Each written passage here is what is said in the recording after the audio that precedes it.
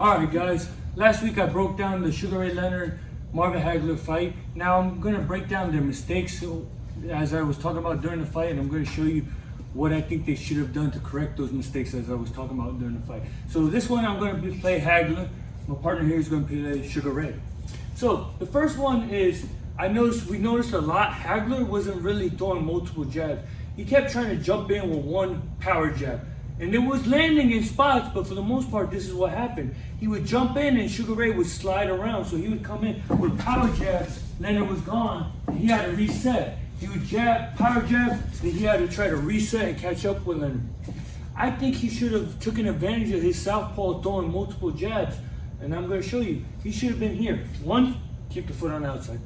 Pop multiple jabs, because guess what? You see where he's inching in? He's inching to my left. Look where I can hit him. That left hand, he's going to run into my left hand.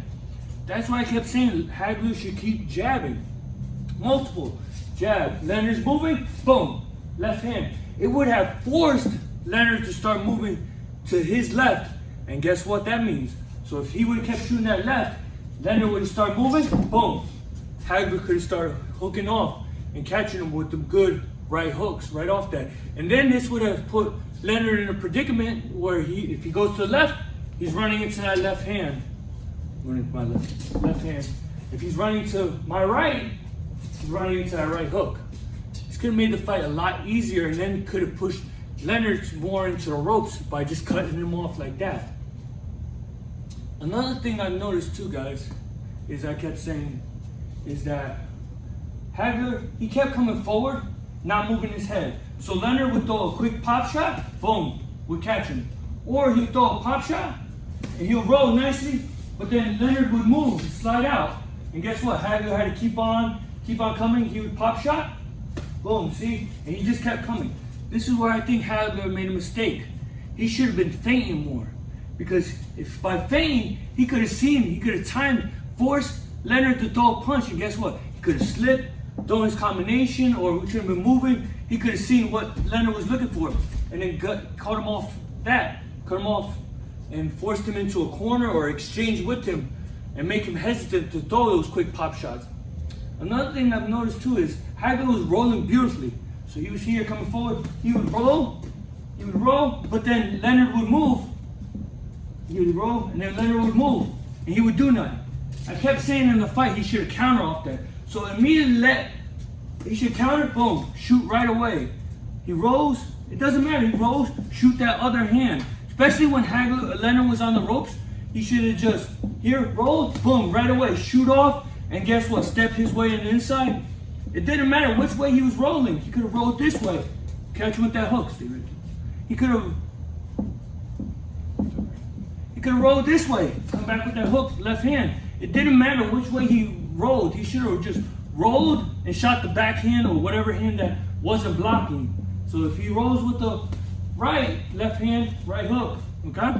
Or whatever combo he wanted, I kept saying the body, that would have been perfect for him to roll, shoot that left hand, and immediately start shooting to the body right away. And that leads me into my next thing, was Hagler was headhunting too much. So he would shoot a quick shot, or not quick, a hard shot, and Leonard would weave or slip or something, and guess what? He just kept swinging. Then he started picking up on it a little bit. He started shooting a little bit lower, and this is where Ray Leonard started ducking a lot lower, because he started there. See what I'm saying? He's here. He's avoiding those punches, any shot. This is why I kept saying Hagler should have aimed like 2 or 3 inches above the belly button. Because you see how low he's dipping? Here, I'm not going to land. But, let's just say I punch, he ducks down like that. I shoot for that belly button. Guess what? I'm right here, able to hit him. So he stands up, his belly button is right here. I can catch him right here normally. But if he ducks, guess what? I can aim at his chin, get him in the chin, get him in the body. See what I'm saying? That's what I meant when I said saying Hagler should aim lower. Aim 2 or 3 inches above the belly button, because Leonard was trying to dip down a lot more to avoid those punches, and that's what Hagler should have done. Aim there, whether it hit shoulders, his chin, his chest, his body, it didn't matter. He would have slowed Leonard down a lot more, and that would have helped play in his favor and getting him that win that night. All right, now I'm going to play Sugar Ray Leonard and show you his mistakes, and my partner will be playing Marvelous Marvin Hagler. So, one thing I noticed, guys, is I was explaining, Hagler was jabbing, mostly he was throwing a couple jabs when Ray Leonard was on the ropes. So, Hagler would have Ray Leonard cornered like this, but then he would start jabbing to his right. And I kept saying this was open, the right side for Leonard to slide out was open. I even said he should slip on that outside. Normally, when southpaw, real quick, jabs, we slip this way. So you can make sure your foot is on the outside. But I was saying he should slip the opposite way. Now I'm going to show you why. Hagler is jabbing here. He's giving Leonard all that freedom to jab. Leonard should have timed him when he jabbed, slip in. Guess what? Shoot a straight right hand in. That blinds Hagler, puts him on the rope, but guess what? Hagler has all this freedom and ring to use around and could have kept going back in the middle of the ring. That's what I think Leonard should have done, because there was times where Hagler was jabbing and Leonard would just stay right here. And then Hagler would just close that distance right here, would step, and guess what? They start having a fight, or Leonard was just here trying to block and counter.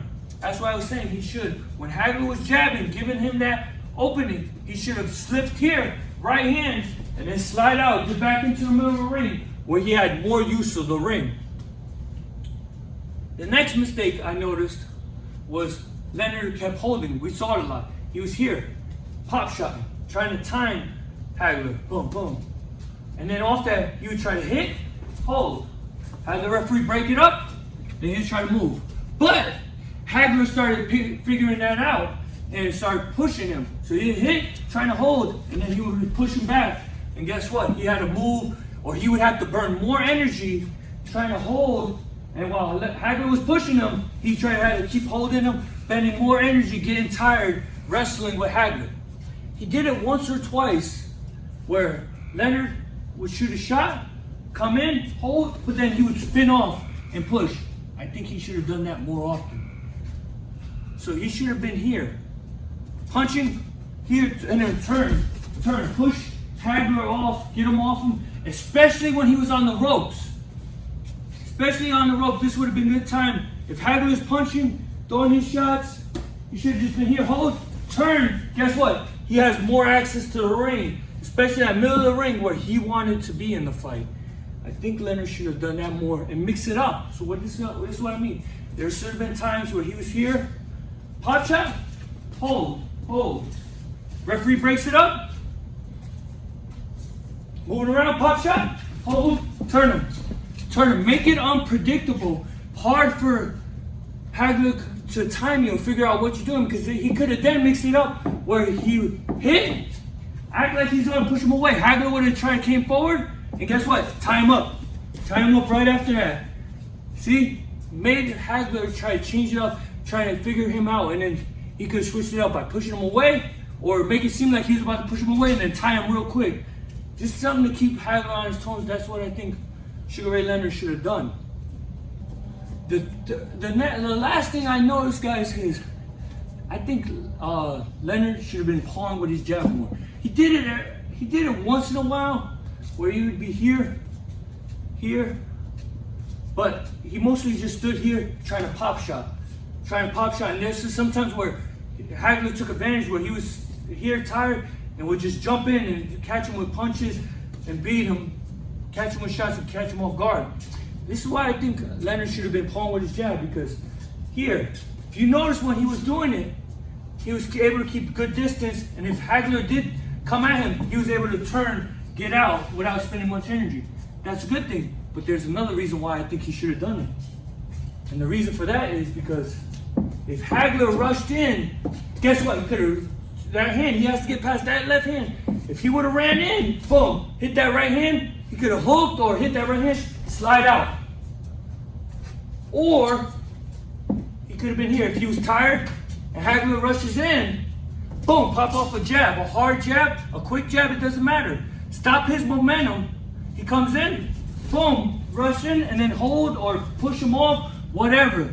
By having that hand there, Hagler had to get past that hand.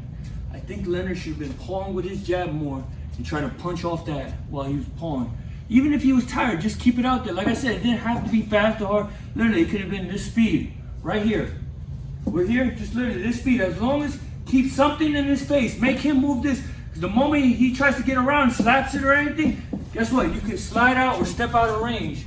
This would have been helping you keep the distance that Sugar Ray needed and wanted to keep that whole fight.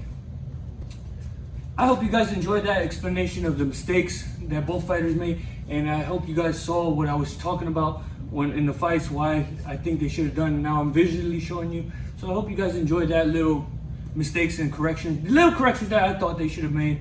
But I hope you guys enjoy that. You know, as always, like, comment, share, subscribe. This is El Castigador. This is my friend Dan. Thank you. We'll see you next time. See you.